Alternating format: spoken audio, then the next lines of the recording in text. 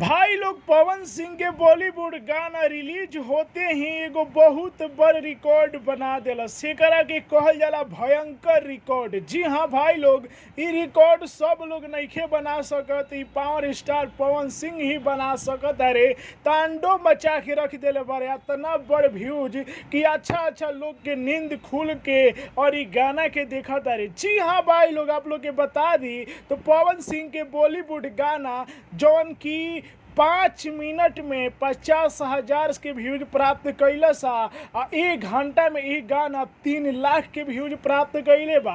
ई तो हमनी के लौकता कि 3 लाख व्यूज बा, अंदर कितना बड़ व्यूज गईल होई एकर अनुमाने लगावल बहुत बड़ बात बा।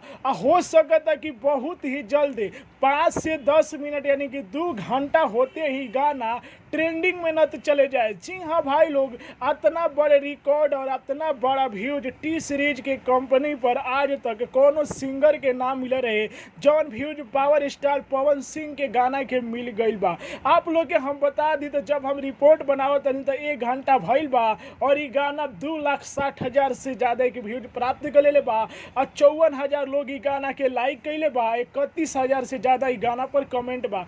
आप लोग से एगो बहुत बड़ बात कहल चाहम कि यदि ई गाना के प्रीमियर लागल रही तो एकरो से बड़ रिकॉर्ड बन सकत रहे। आ जितना लाइक आ व्यूज 1 घंटा में मिलल बा, हमरा लागत कि एकरा से 4 गुना व्यूज मिलल रही। अगर ई गाना के प्रीमियर ई कंपनी लगैले रही तो इहे एगो बड़ कंपनी से मिस्टेक भइल बा।